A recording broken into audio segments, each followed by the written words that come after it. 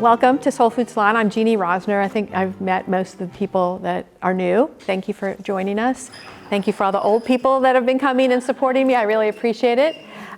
This is our 10th year. It's been a fun journey. Hopefully we've all learned together on ways to live healthier lives. Today we're going to learn another aspect of living a healthy life, loving our bodies and our food that we eat. Each year I partner with a different nonprofit, and I would love it if you would help me and support that nonprofit. This year we're partnered with One Tree Planted, and basically they are international, but we are focusing our efforts in California to plant trees to help with the reforestation effort for the environment and for the climate. So super easy to donate. You can go on my website, soulfoodsalon.com, and the main page, the About page in the middle, talks a little bit about the partnership, and then there's like a big donate here. Click that button and make a donation. You know, I don't ask you guys to make any form of payment to come to these events, so maybe you could think about like, oh, well, maybe I would pay $25 or $50 to come to a talk like this. $1 plants one tree, so perhaps donate $25, 25 trees, $50, 50 trees, whatever. I would really appreciate that. So far, we've raised almost $4,000, which is fabulous, and thank you to those who have donated. I very much appreciate it. So yeah, that's who we're partnered with this year. Today, I have the pleasure to introduce Brenna O'Malley, who's a registered dietitian. She lives in the Bay Area. She is the owner of the Wellful, which is a virtual nutritional therapy private practice. And she specializes in helping in a non-diet approach to appreciating and loving your body, and helps patients and people with like disordered eating issues. And so we're gonna learn a lot from Brenna. Thanks. So thank you so much. I'm very excited to be here. Thanks, Jeannie, for having me, and thank you, everyone, for coming out. So today we're going to be chatting about how to develop a healthier relationship with food and your body throughout life or at any age, and what that entails. So I'm Brenna. I'm a registered dietitian. My pronouns are she, her. And I have a virtual private practice, nutrition therapy practice called The Wellful. That's also my online brand on social media, and my website is called The Wellful. And I offer nutrition therapy for individuals, adolescents, teens, and adults on their relationships with food. Sometimes that's recovery from an eating disorder. Sometimes that's moving away from feeling a lot of distress around food and their body. Sometimes that's feeling more appreciation for their body image. Moving away from chronic dieting, or incorporating something like food allergies without feeling really, overwhelmed by that new information, kind of taking this foundation of their relationship with food and kind of applying it to where they are in life. I also do some speaking and writing for different publications, and it has a little bit about my training and education. I'm originally from the East Coast, but have been loving being on the West Coast and in the Bay Area for the past 3 years. So I'm not looking to go anywhere anytime soon. So we'll chat a bit about what a non-diet approach is, exploring your relationship with food and your body image, and I'll invite everyone here to kind of reflect for themselves and think about what that means for you, what that means maybe if you came to this talk thinking about yourself, about your family, about you throughout different stages of your life, about applying this to your work, kind of how we can explore this idea of even having a relationship with food in our body. And then, so we'll do a little bit of a self-assessment, discuss some different sustainable approaches to what this could look like throughout life, and we'll have some time for questions. So when I tell people about my work, sometimes I get a question of, I tell people I help people have a more sustainable or healthier relationship with food and their body. And sometimes the response to that is like, relationship with food and their body, why are you talking about that, instead of talking about just what someone's eating or the ingredients that they're eating, or eating in a certain way. And I think about our relationships with our body as kind of the lens in which we view and take in all of this information. I think it impacts how a new study comes out and how you take that information in and how you apply it to your life. How hearing how someone else is talking about their body, or reading messages on the news, how it influences you. And what I like to kind of frame this as, or we can think about this today, is thinking about just in general, relationships in your life. What are some of the values or the characteristics that you value in those relationships? So for example, maybe it's trust or communication or respect or flexibility or nuance or feeling sustainable. And I think that those characteristics can also apply to our relationships with ourselves. And I think that these aspects, in today, I hope that we can look at these relationships for yourself, kind of think about what values are important to you in other relationships in your life, but maybe also in this relationship, and how that can help you to have this stable, sustainable foundation for food, eating, your relationship with your body. And this is a tweet from a few years ago, but I would say that this doesn't apply to everybody, but I think sometimes it can feel like we learn how to diet, but we don't necessarily learn how to eat in a way that feels sustainable and meeting us where we are, carrying us through different stages of our life. So are we eating for nourishment and for satisfaction, for caring for our body? Does it incorporate health? Does it feel punishing? Does it feel like it's fueled by guilt or shoulds? Does it feel like it's coming from a really numeric perspective? And kind of thinking like, do we feel like we know how to diet, or do we feel like we know how to eat and make these choices in a way that feels empowered and confident and coming from a place that feels aligned with your values?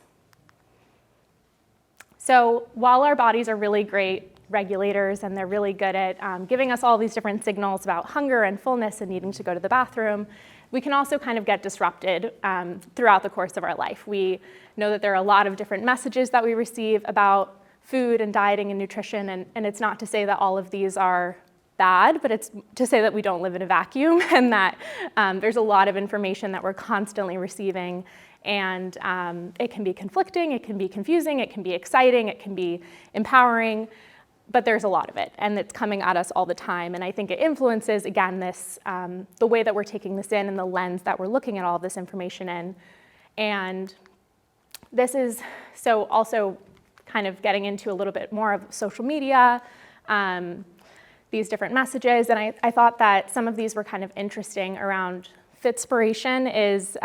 It's basically a term. It can be different social media accounts or influencers or people who are kind of sharing fitness advice. Typically, the person who's doing this is has kind of an ideal toned muscular physique, and they're sharing workout information.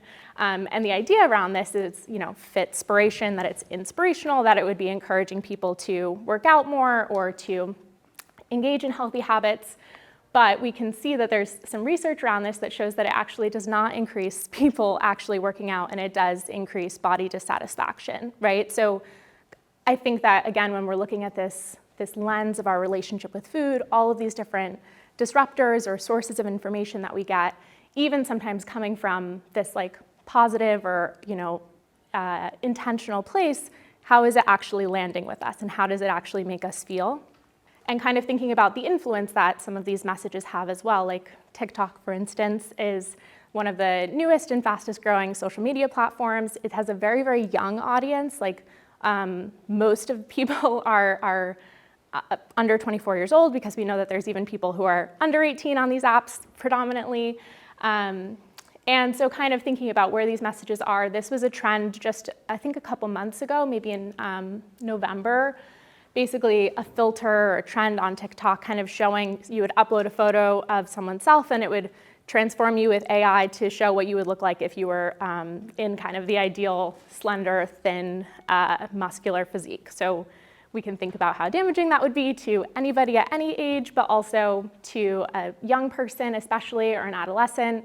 Thinking about the nutrition information that's online. This was like a small study at the University of Vermont, but basically talking about nutrition information online and the videos that were there. And the most popular nutrition videos were only 1.4% were made by dietitians. And it's not to say that dietitians are the only people who can give nutrition advice or be educated on this, but if we think about even doubling this number, it's still a very, very, very small percent of the information. So kind of thinking, how does this influence our relationship with food? How does this influence our choices around food, how we're feeling in our bodies, how we can take in even really helpful information, even really valid information? And so often what many people experience is this cycle of dieting. And so we might be familiar with this, but I kind of just wanted to go through what this can look like. And basically, normally it starts from some feeling of wanting to gain control in some way, whether it's wanting to gain control over our bodies, over food, wanting to maybe start something new. And normally that involves some sort of extreme, often, behaviors or something that feels much different than what someone is typically doing. And in this case, they're often don't end up being sustainable. So that's kind of what this cycle is looking like. So we maybe start restricting certain types of foods or amounts of foods, or start a new plan that might provide some sort of relief or excitement or newness, but then oftentimes because of the lack of sustainability, it can lead to someone feeling out of control around food, or increasing cravings, or feeling like, I can't stop thinking about this food. I can't stop thinking about when this will finally be over, when, the last day 31 of Whole 30 or something like that, which can sometimes lead to binge eating, overeating, the Last Supper mentality, which is typically associated with feelings of guilt and shame. And then it can kind of lead us back to the top of this cycle, which doesn't necessarily mean that we start the same diet again, but we might start something different. We might find a new plan that feels also exciting, but kind of has these similar aspects of it that, for whatever reason, don't end up being sustainable. Similarly, so that was kind of talking a little bit about like the cycle of dieting, but this can look, sometimes our relationship with our body and our relationship with food can overlap and coincide. Sometimes they're their own pieces that don't feel much like they're overlapping. So similarly, we can see this cycle happen with body distress or feeling discomfort in someone's body, engaging in behaviors that try to change this or reduce these feelings of discomfort, sometimes providing temporary relief for this sense of control under here too. But then again, unsustainable behaviors or really high expectations that leave someone not feeling good enough. And so with both of these cycles, I think we can kind of think about how they would be influenced by all of those different body and food disruptors we were talking about, social media, messages, just conflicting information, and kind of, again, how is it taking in our relationship with food and impacting that. Just some different general risks of dieting. We know that also dieting is a leading cause of disordered eating or eating disorders. We know that weight cycling, which is just, even not involving with eating disorders, but in itself, losing and gaining weight repeatedly has its own health markers that we want to be cautious around. And overall, if we're thinking about engaging in behaviors around food and our body that serve us, that improve our health, that fuel us through the many stages of life, we would likely want them to be sustainable. So I think kind of thinking about this lack of sustainability, even if that's like the driver in why we want to explore this, or kind of zoom out and say, okay, I'm seeing these cycles, I'm seeing these patterns, I'm seeing these things that don't end up being things that last me for whatever reason. Kind of how can we move away from some of this all or nothing feeling, these feelings of failure or guilt or shame, so that my relationship with food, the way I take in this information, can kind of serve me throughout life, through the different stages of life, through the different stages of aging, of different life stages. And this kind of brings us to a non-diet approach, which is basically a weight-inclusive approach that's not necessarily focusing on weight as our main marker of health, or promising weight loss. And it's individualized and person-centered care. It's typically thinking about how can we take all of these different factors into consideration. And I think of it almost as like zooming out a bit, right? Because I think, oftentimes when we think about, I'll say when I tell someone that I'm a dietitian, I think the first thing that people typically ask me is like, oh, you're probably judging what I'm eating, or, oh, I don't want to tell you what I ate yesterday. And I think it's, of course, some of that is kind of joking, but I think it also kind of speaks to how we feel generally, how like the general, the royal we feel about someone looking at our food choices, the judgments of a medical professional, and what we think about when we think about health and eating. And so I like to think about how can we think about these behaviors that feel sustainable, that increase someone's trust in their body. Like I, have a background in clinical nutrition, but I also am not the expert of anyone's body, right? My own, but not anyone else. And so kind of seeing how can we empower a client or a person to feel more trust within their body, to feel like these behaviors can be sustainable, using aspects of intuitive eating, of mindfulness, of self-compassion to help someone, be able to eat in a way that feels sustainable and meeting them for life. Some background on BMI is just not the best indicator of health overall. It was developed in the 19th century by a mathematician, but it was not really meant to be this main assessor of health. It's one factor. It can be a part of an assessment, just like any piece, but kind of looking more at someone's health behaviors. A non-diet approach would look more at someone's health behaviors, their overall patterns of eating, how are they managing stress, what's their access to food, what's their time like, how is their sleep schedule, all of these different pieces, so that, again, we're kind of zooming out and seeing these things that don't happen in a vacuum. A non-diet approach can also help us take some of the emphasis off of weight, like as our main indicator, right? Because one, our weight fluctuates a bit every day. If someone is weighing themselves daily, they're going to see that number change, whether there's an overall shift or not, is common. And it also kind of takes the focus off of this number in itself, right? It kind of, again, is sort of expanding our view and zooming out. So I like to think about, again, when I bring up this idea of our relationship with food, it's more than what someone is eating. I think of that as kind of the tip of the iceberg, or of what we might often think of that, but actually that our relationship with food involves all of these different factors. So for example, when I'm talking to a client in a first session, I'm asking questions about what food was like in their house growing up. Was anyone around them? Were there certain foods that were off limits? Were there certain things that made food a reward or a punishment? Was body size something that was discussed in relation to food choices? Were people at the table given different amounts of foods based on their body size or based on their gender? Because all of these pieces influence how we're going to see food throughout our life, how we're going to make choices, how we're going to feel about those choices.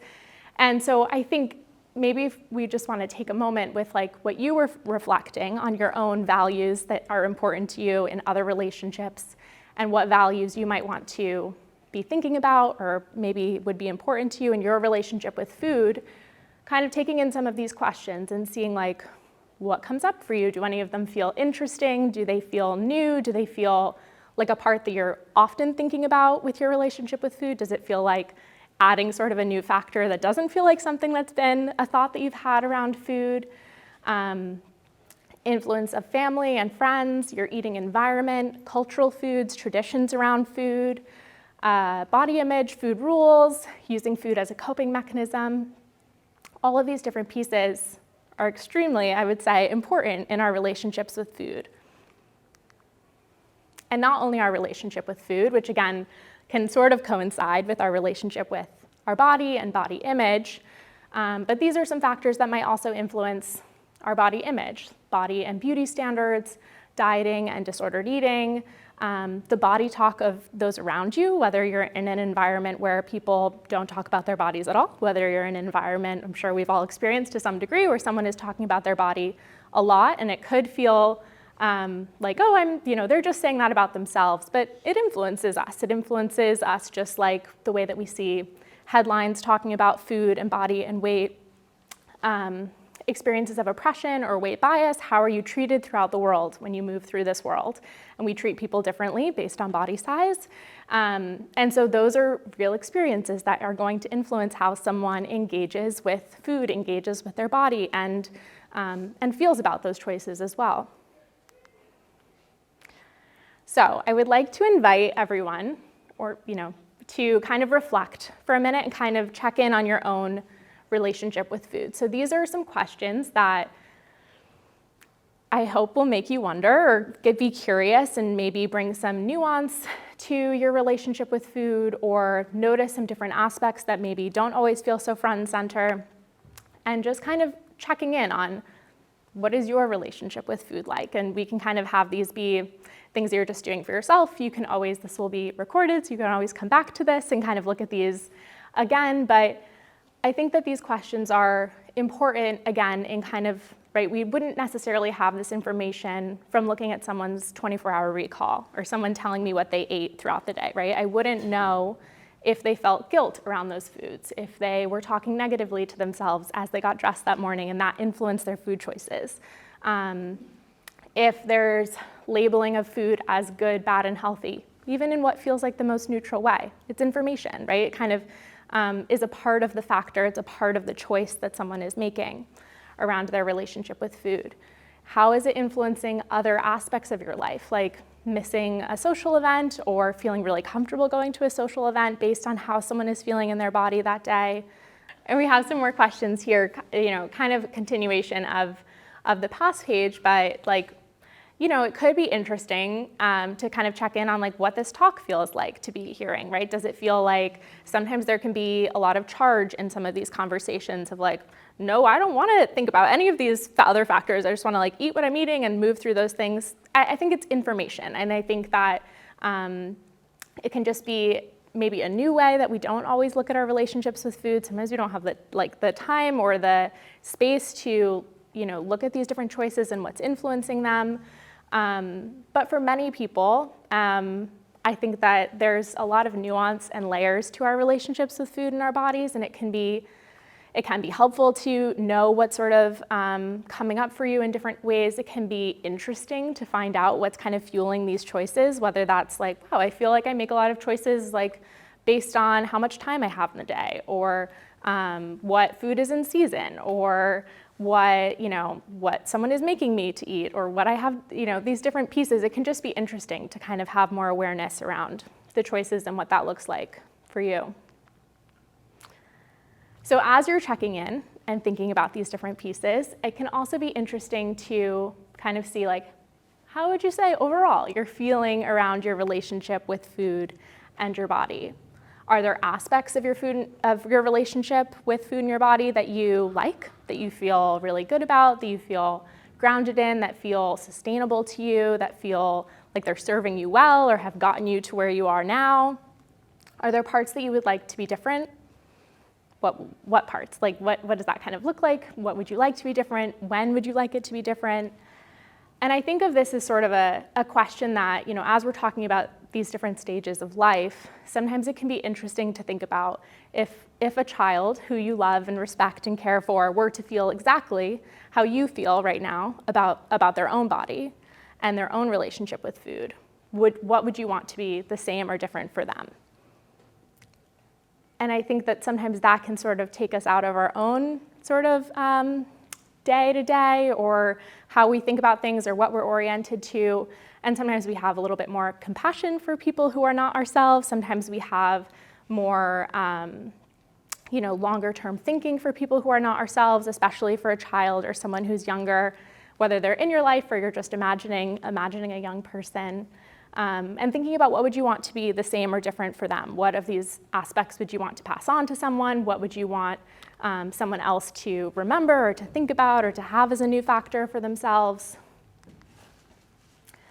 And this kind of brings us a bit into thinking about, in general, raising teens and children to have a healthy and positive relationship with food and their bodies. So these are some statistics ranging from over the years, but that there's, when we think about these different influences and these disruptors around our relationship with food, we know that they don't influence us only as adults. They influence us a lot as young people, as adolescents, as children, as teens, college. Some of these are, right, just related to dieting in general, right? And then some of these are more on the eating disorder side. We know that there's a lot of desire to be thinner, and that's a main and predominant piece that often leads someone to dieting, to restricting, to starting to not trust those internal signals, or to be maybe more swayed or interested in some of these headlines around food and body image, thinking about these statistics combined with some of those trends that we're seeing on TikTok and on social media, right? It can kind of color in how difficult it would be to tune into how someone is feeling and making those choices for themselves.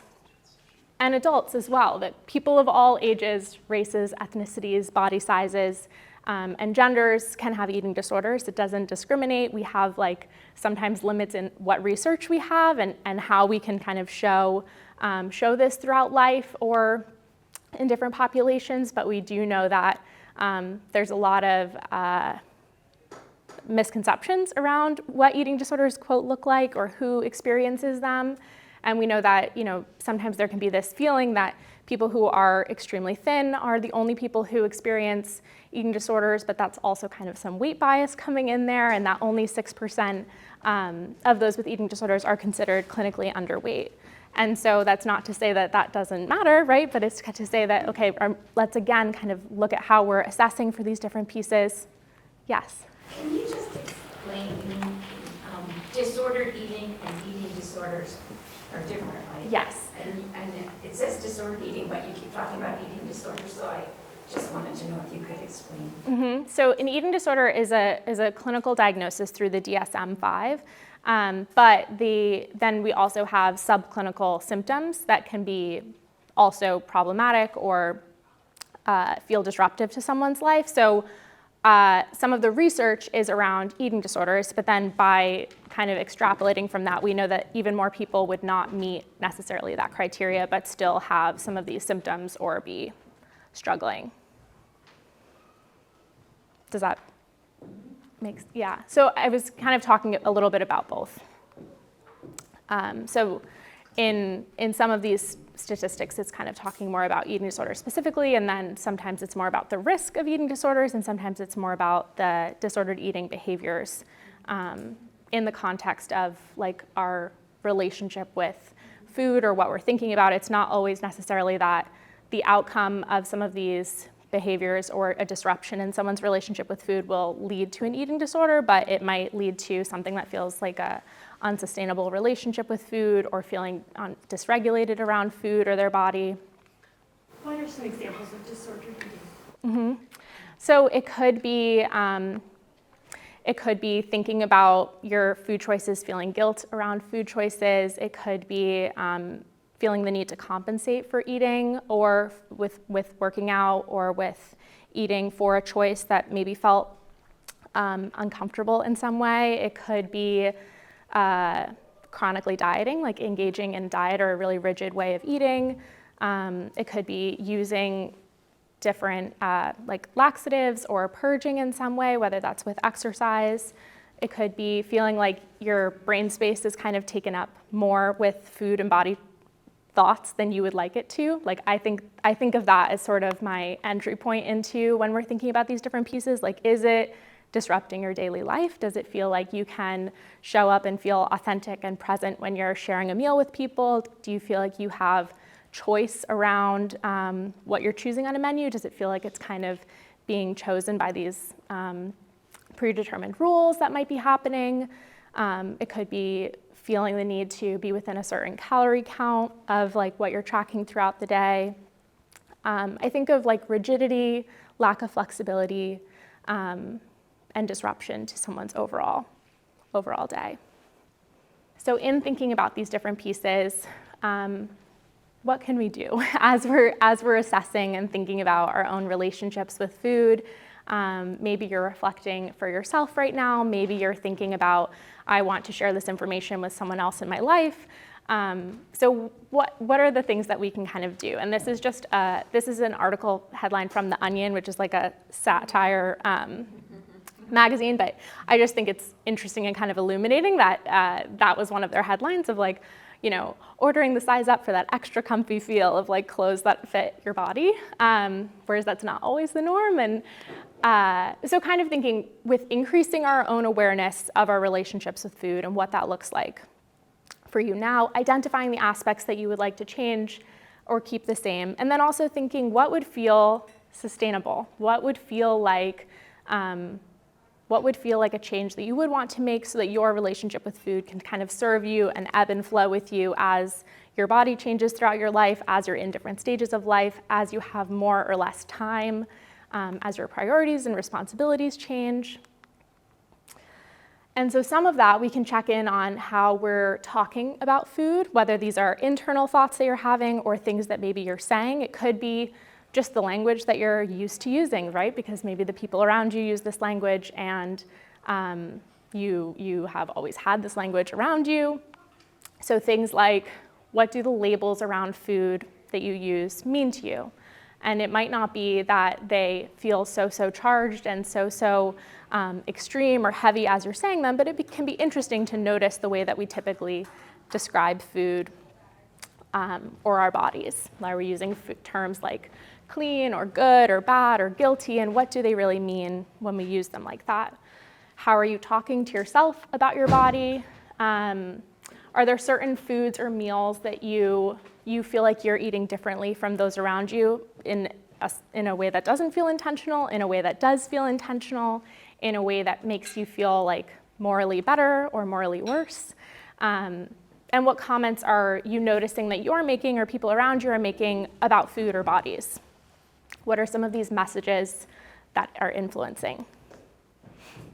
Again, we talked a little bit about some of these before, but other ways that sometimes we can be sending messages or engaging in these aspects of maybe your own relationship with food, but kind of then sending messages outwardly about that. Are there assumptions around serving size based on gender or serving size based on body size? Are there certain rules around the foods that you keep around in the house? Do those feel protective in some way? Does it feel scary to think about not having them in that way? Does it just feel like something you're not interested in?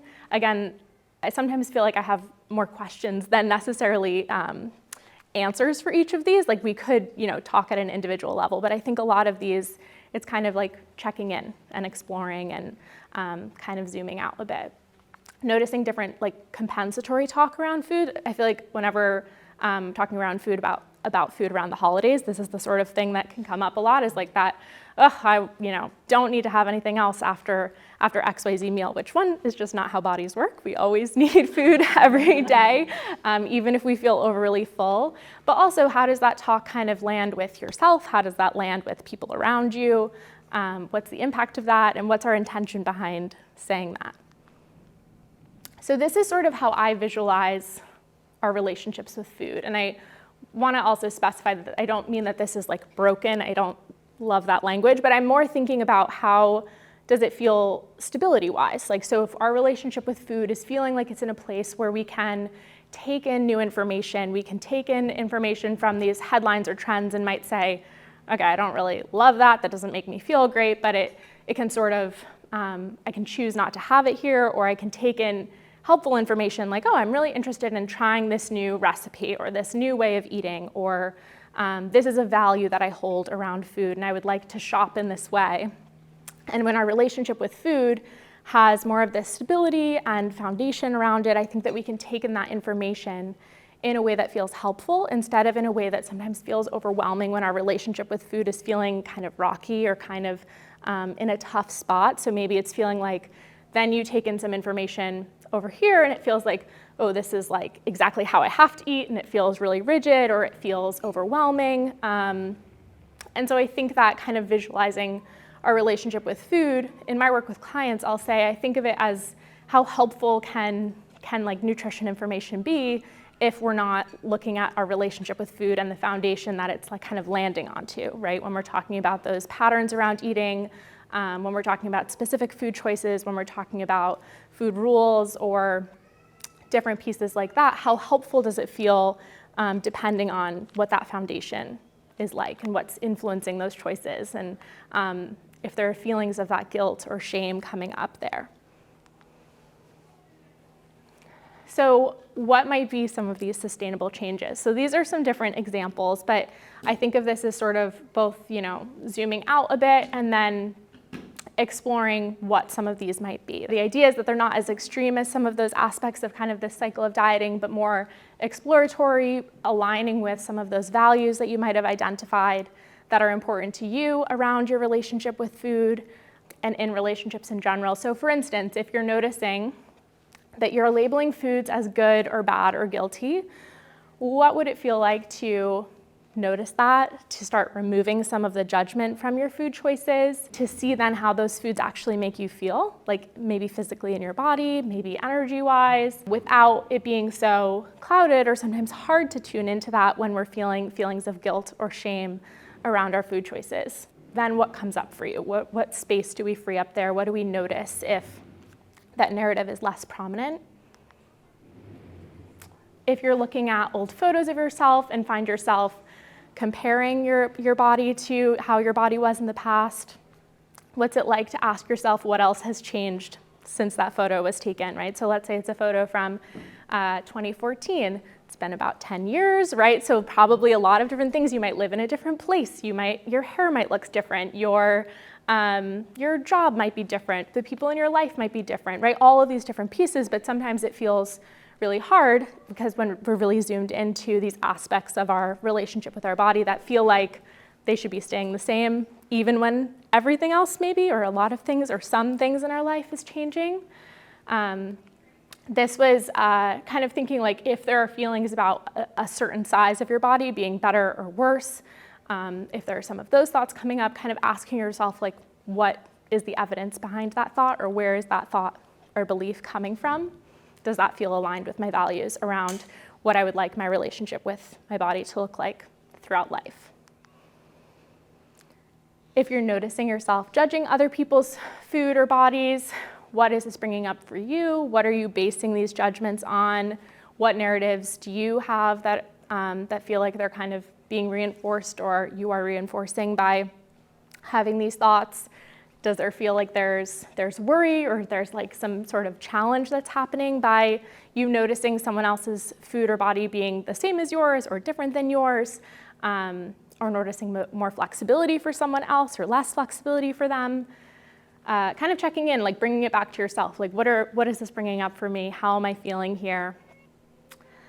I often find that sometimes there can be certain times in our life that we really hone on to or hold on to a certain number of weight, and that for some people it can feel like every time they see or engage with their own weight in present day, it can feel like they're comparing to these specific time points, which I have found to often be high school, college, and wedding day. There are probably other ones in there depending on what someone's life has looked like, but kind of reminding yourself that, like, one, that's really interesting. It's really interesting that we would kind of compare to these certain days. I often think about the idea that our bodies are not going to be the same as they were when we were 8 or 16 or 20 if we are no longer 8 or 16 or 20.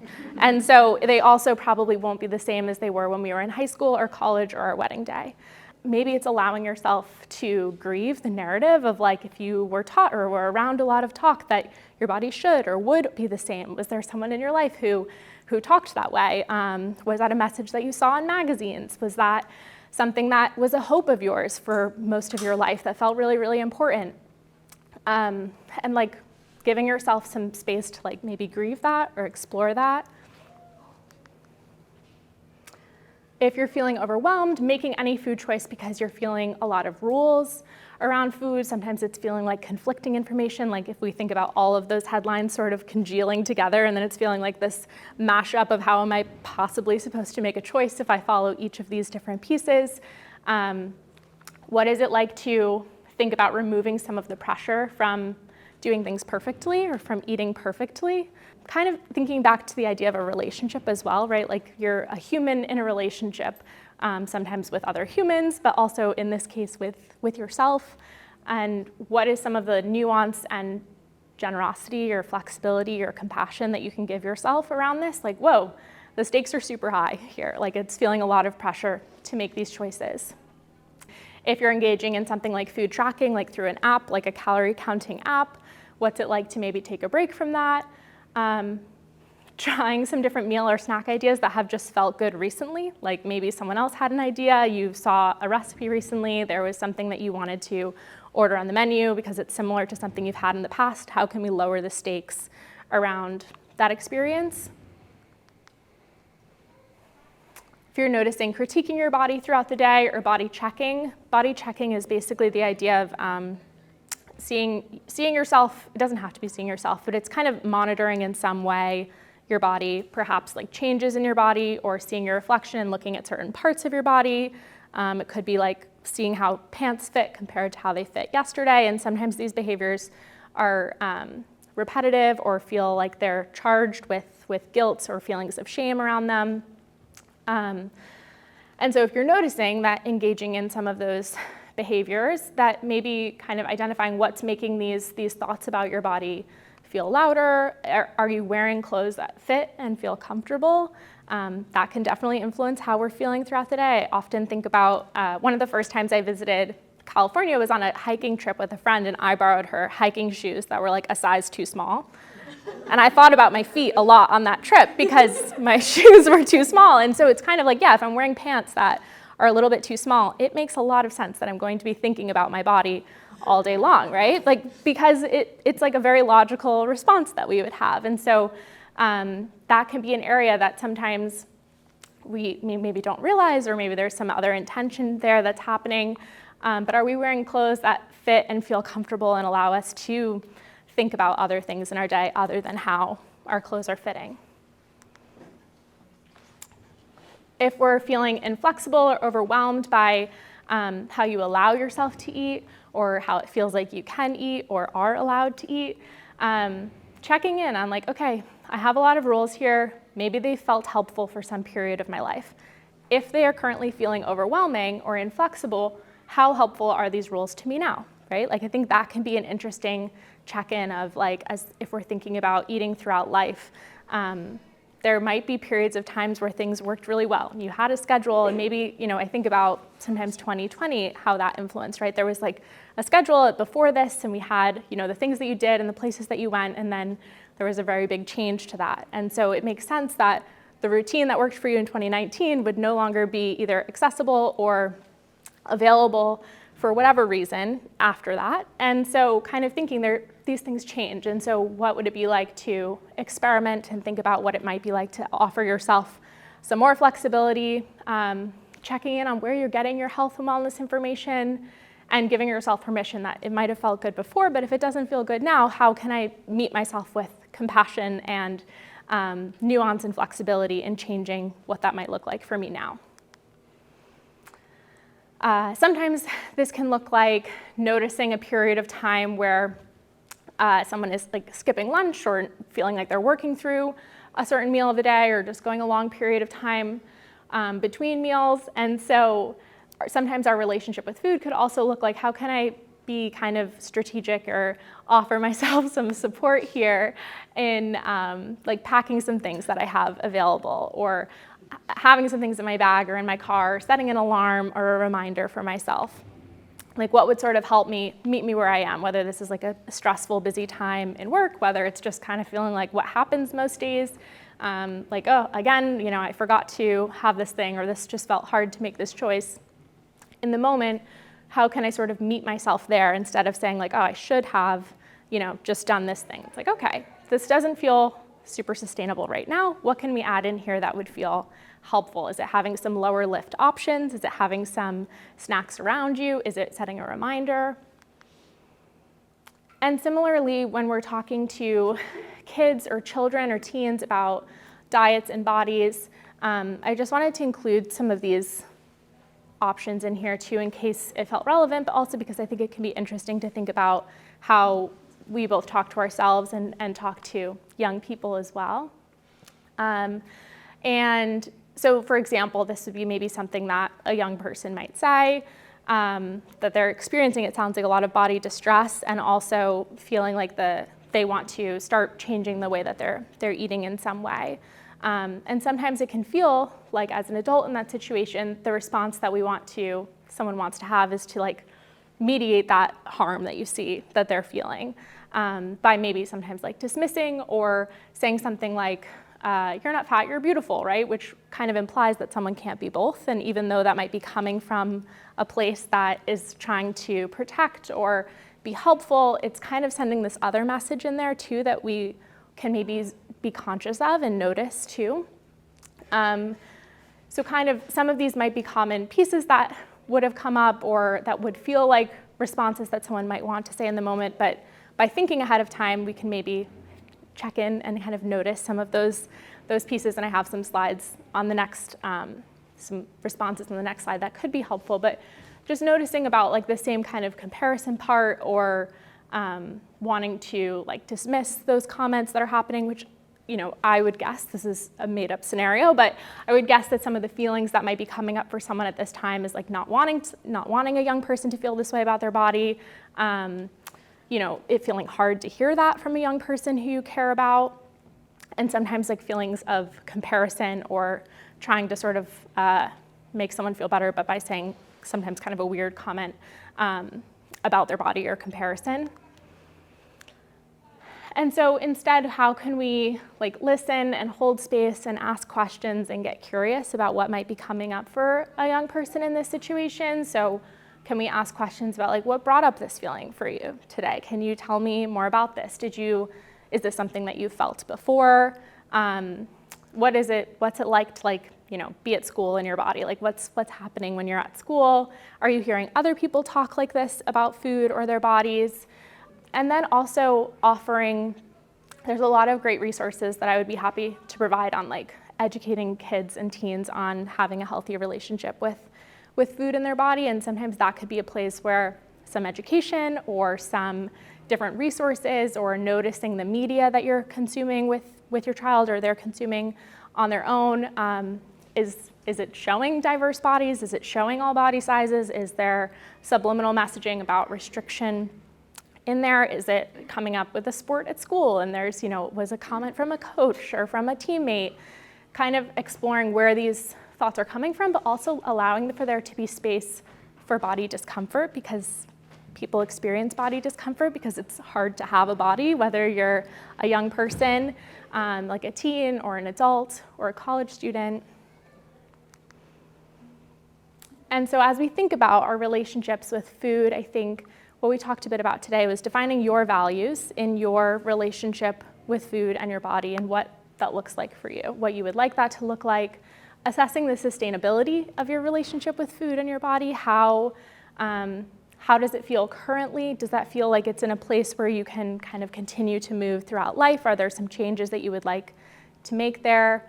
Acknowledging that the first step in passing on a positive relationship with food and your body to young people around you, to anyone around you, to being an example of that, is giving yourself permission to do that work for yourself as well. And these were some values that I thought of, but this could really be where you're thinking about your own values, but nuance and flexibility and compassion or respect or trust, these different pieces, how can you offer yourself some more of those in your current relationship with food? And remembering that these relationships can change, that we might have felt like no one is really born hating their body or feeling like a lot of thoughts about food, and these are things that are learned and influenced and can change over time, and we can also see that there can be more grace and sustainability and respect and flexibility around our bodies as well. So thank you so much for joining.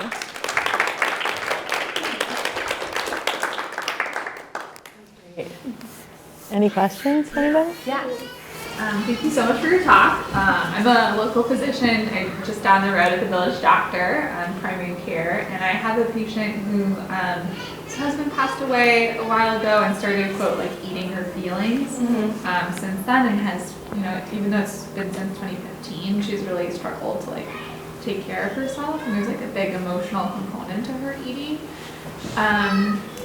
Right now, I'm just like meeting with her weekly to kind of like very slowly, because she's got high blood pressure, high cholesterol, pre-diabetes, and I think that was kind of like the last straw when she realized like, oh, all of these things are happening, like I need to change something, and so we're just doing a very small stepwise approach. She cut out soy sauce, like, and that felt good. And I'm just curious if you have any, like how you would approach, a patient like this, and I know that, we're looking into behavioral psychology as well for her, and that part of the approach and exercise, but how do you, any thoughts about how to counsel? Yeah, I think that kind of seeing the purpose that food, I'm speaking generally, of course, like I don't really know, but I would think that the purpose that food is holding, and like sometimes like validating and holding space for like, maybe that's been a really resourceful coping mechanism over the past years of like making, like, getting her to today, but also seeing, are there other coping mechanisms that we can add in so that there are options in addition to food, not that food is comforting and enjoyable and tastes good on purpose, right? But we also, just like any coping mechanism, kind of want more than one. And so I would be curious, like what other coping mechanisms feel available or could be added, seeing like how, sometimes it can be interesting to find out like what it feels like for someone to cope with food. Like sometimes people will describe it as like it feels like a warm, comfortable blanket, like a safe space or something like that. And it's like that is important to know, right? Like that's like a strong purpose. And can we find other pieces that can be helpful in that way too? Also looking at overall eating patterns, it could be interesting sometimes to notice if someone sometimes like compensating if they feel like they're out of control or eating too much or a larger amount of food at one point. Sometimes that results in someone not eating enough at other times of the day. So it can be interesting to see, like ensuring that someone is having, enough food throughout the day generally. I'm just curious, first of all, thank you for approaching it with the word compassion constantly, because I do think, in general, especially women, we have a very negative dialogue sometimes to ourselves that we would never have to another person. We're always so much more caring to another sometimes than we are to ourselves, especially around this topic. So thank you, because you use that word over and over again, which is very important. Curiosity. You come from the East Coast. How much more screwed up are we on the West Coast? Our eating and our body images. Do you notice a difference in the mindset of people on the East Coast versus the West Coast? I'm curious. And totally opposite, these GP-L1s, whatever. What are your feelings about that? Because what they're not doing is they are shutting you down from eating and stuff, but they're not working on your mindset really to the food, or what you were just telling her about building another relationship outside of it. It's taking away the problem mindlessly. Yeah, East Coast, West Coast is such an interesting question. I don't know if So I'm licensed in a few different states, so I still see people like throughout the country, but I don't know if I've noticed as much of a stark difference. I think it's different. I think, I just feel like over time we have more and more awareness. I feel like I'm also in this space, so who knows how biased that is, but I feel like there's more awareness around our relationships with food and dieting and diet culture and these different pieces. So I don't know if I have a good answer to the East Coast versus West Coast, but I think it's everywhere. I think it impacts people a lot in all different cities and places. The GLP-1s, I think, is an interesting question. Are you asking about, like, because it changes your appetite, like your feelings of hunger and fullness? Oh yeah. Do you fear though that more young people and all this? I mean, my big fear around it is disorders just go crazy. By people being on it, and then, yeah, I think that's a scary aspect of it. Yeah, I think they're really new. I think that I would say something I find interesting or concerning. Maybe I think it's a big conversation. I think there's like so many ways to come at it that can be helpful. That it's like has been shown to like have great effects in diabetes and management and these different pieces. I have found, and maybe you've seen some of these conversations too, a lot of like talk about them on like TikTok especially, or just like social media for young people that's talking about like a very joking, like light way of like, oh, I no longer feel my hunger cues anymore, and that's, so great. And I think that sometimes like reducing like a medication that's gonna have a lot of impacts and has a lot of impacts to something that just feels kind of light, feels a little like slippery slope to me. So I'm definitely, cautious about it. I think it should be like an individual approach that people can like have a really nuanced conversation with their doctor and medical team and find out what feels like a good fit for them. In a couple of your slides, you said don't label food bad, but there is bad food. So is it okay to label like Red Baron pepperoni pizza bad? or Doritos or Cheetos? I guess I think about like what happens when we label a food as bad, like then do we feel bad for eating a bad food, like morally, or like a judgment on ourselves versus like choosing not to make this choice because I would rather have something else. So I think about just the impact of the language, right, versus like the choice that we might make. I think we can make so many different choices around food, but what happens when we start labeling them as like a good choice or a bad choice, or feelings of guilt around it? So I think like not to say that we can't make all different choices around food, but and have like maybe some important values to your around what influences you making those choices. But I guess I'm curious about the language around it. and what impact that has, right? Versus like, I make this choice because it makes me feel good, I feel aligned with my values, I like this company, I want to support these products, I want to choose this local option, versus this is bad and I would be bad, even if that's not necessarily the immediate association.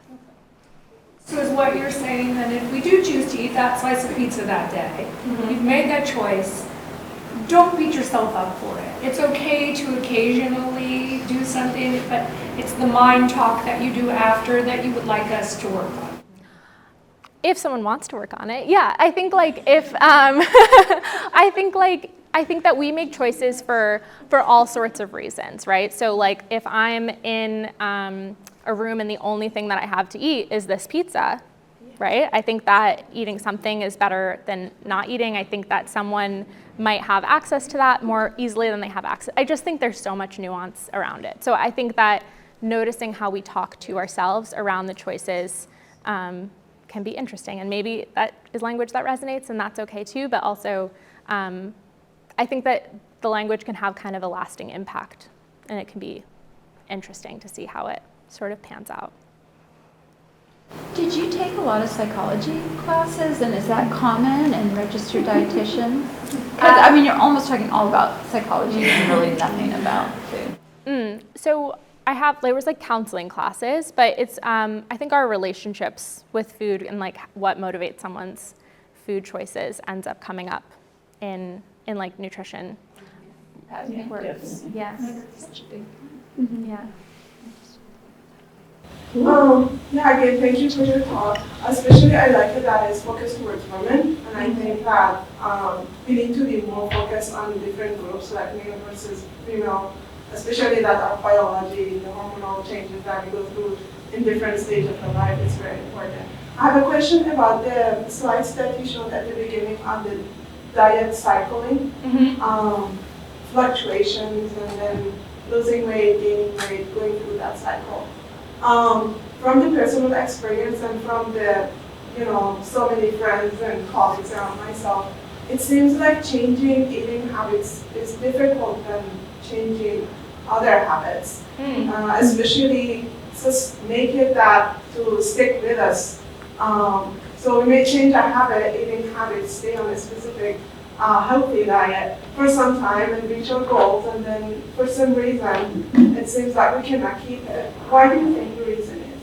I think that's kind of where I'm thinking about like our relationship with food and the context, right? Like are those behaviors that feel sustainable, right? And like is the reason that that diet didn't continue for someone because it wasn't sustainable, right? Versus whether those changes would be different, whether the mindset around them would be different, whether we can like find a way of eating that feels sustainable and it feels like it's making whatever changes someone is interested in, whether it's like, incorporating more fruits and vegetables into their diet or more whole grains or feeling more regulated in their eating patterns. But I think that like diets, the way that they're often advertised, like in the most general way, are quite extreme and just not sustainable. So I think that's kind of what happens, right? It's like not the person who's doing those things, it's like the diet itself ending up not being something that suits them throughout life or suits them when they're not in this specific space where they're controlling so many different factors,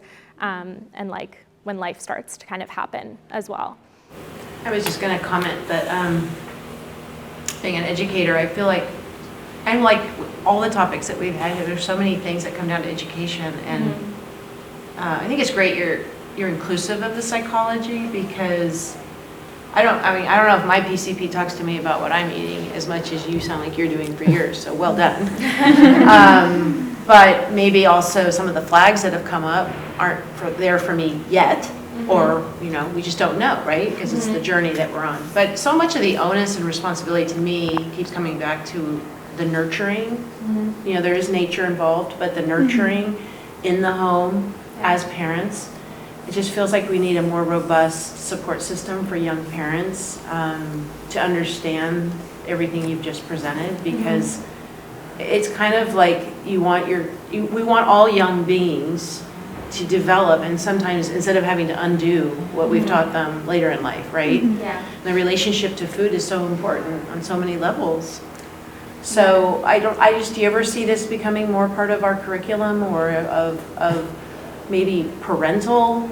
I mean, there's a lot of things that hospitals and new mommy groups offer, but there's just nothing.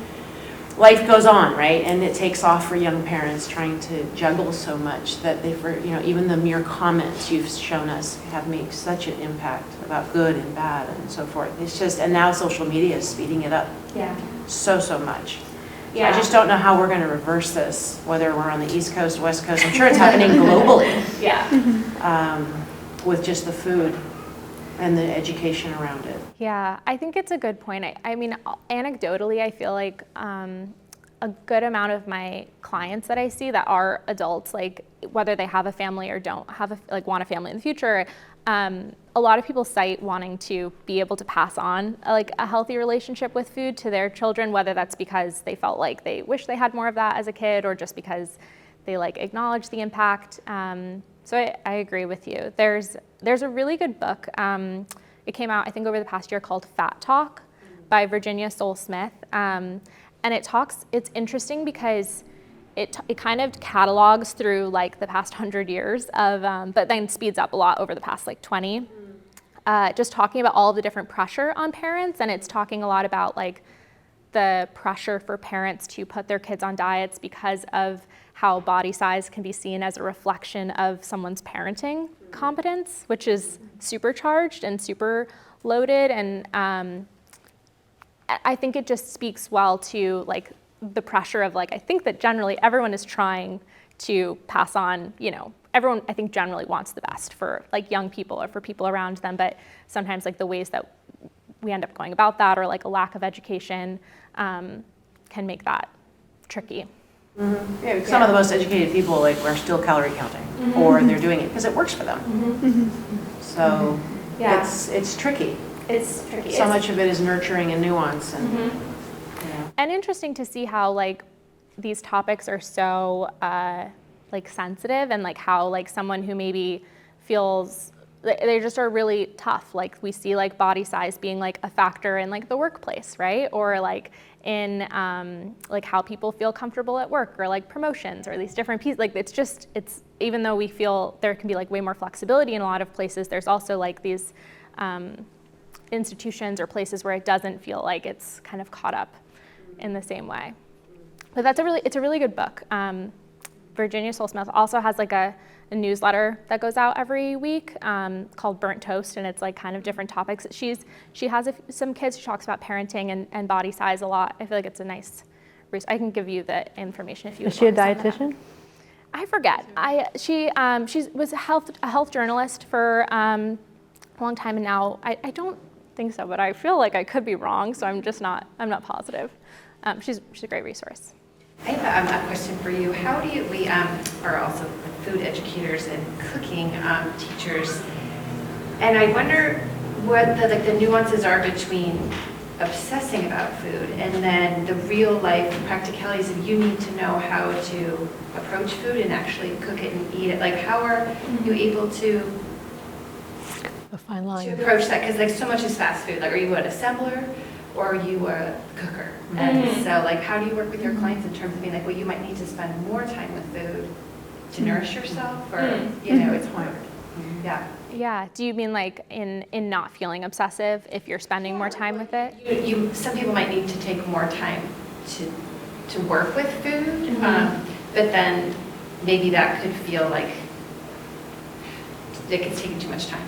But in real life, it really kind of does take time. And it's also too, it's prescriptive, well, just follow this diet for 30 days and you're good, right? And so it's that the practicalities of it. Or when you sit up there, how much of your day do you spend thinking about food? I'm all of my day. Every day. That's because that's what we do. Right. And the practicalities of parents, well, what are we going to have for dinner? Yeah. Or what about breakfast? And then you add sports, and then I have a teenage daughter who's just out all the time. So it's that how do you counsel people to say how do you make the time to space? How do you hold the space for it? Yeah, I think one part could be small steps of if someone is feeling they're newly engaging with an aspect of food or their relationship with food. Like, can we do it like incrementally? Like, is it like you're trying a new recipe, or is it you're trying like a new food experience versus like, okay, now you cook from home like 7 days a week, right? Like, so I think that as a piece, and also there's like a natural part of like, I often will ask people like how much of their brain space do they feel like they think about food all day long, which of course is going to also depend if like you're a chef or if you're cooking or you're gardening or doing these different things. But also everyone probably has like 25%, 20% of their brain that we have to eat every day. So hopefully multiple times a day. So like there's some natural attention and time that goes into that. But I would think of like what are the things that help, you know, kind of support someone in starting or in exploring, or also like allow for real life things to happen. I don't know if that fully answers your question. Yeah. Well, like learning to cook. If you teach your kids how to cook, then that's kind of a natural way for them to make choices and see about putting things together versus buying, you know, pre-packaged food off the, you know. But it's fun too, you can watch people on TikTok cook all day. The DoorDash. Yeah, DoorDash. So many teenagers, it's just their, yeah. they don't even open the fridge. Oh, It's terrible.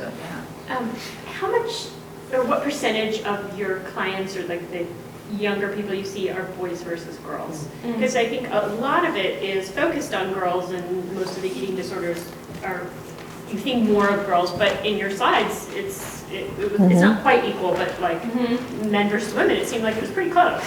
Yeah, it's definitely more common in women, I think, but also, so for personally in my practice, it ends up mostly women, but I think about the other factors that are influencing that, right? Like, are we quicker to kind of like be monitoring these behaviors or these thoughts? Or more willing to talk about it with somebody. Right, yeah, exactly.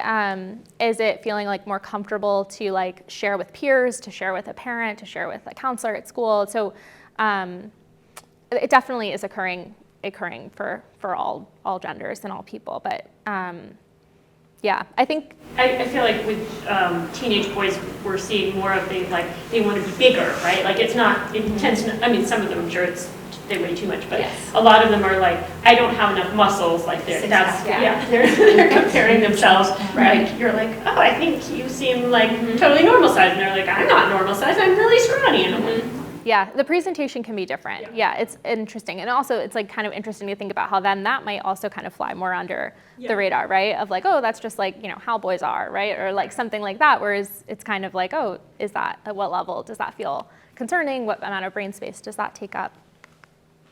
So you talked about like sort of the deluge of messaging that we all consume, and I think there's some degree to which like if you watch a couple cooking videos, all of a sudden like your feed is sort of overwhelmed with that. How do you advise people who kind of want to cut down on some of the like messages or platforms that they're getting all this different information from, and I guess acknowledging that we live in a digital world, like what are some strategies to kind of reduce the noise or narrow the field of noise? Yeah. I think there are certain settings you can click in like Facebook and Instagram that can reduce the amount of diet and nutrition ads that you receive. It's like in your settings. Yeah, so that can help a little bit. I think so TikTok is interesting because it's so algorithm based, it doesn't really matter who you're following intentionally, whereas Instagram, you can curate a little bit more. So with Instagram, I think of like, if you notice yourself comparing or feeling not good when you're following someone, like unfollowing them or muting them, even if it's for a period of time. And like being intentional about that, like, you know, we don't need to, like you can always go back and search someone up and find out what they're up to or what they're doing. But if you're noticing like feeling comparison, feeling bad about yourself, TikTok, I think can be a little bit more like time limited, or like choosing to not engage with certain content, because as you engage more, it like auto populates more content like that. But I think like time limits and like being kind of intentional with yourself about like, okay, how is this actually impacting me? Like how much of this feels like I'm just distracting and it feels like nice versus like what information am I taking in and who is this actually coming from? That can be applied all along, and not just for food and relationships. It's, yeah, right. Yeah. Thank you.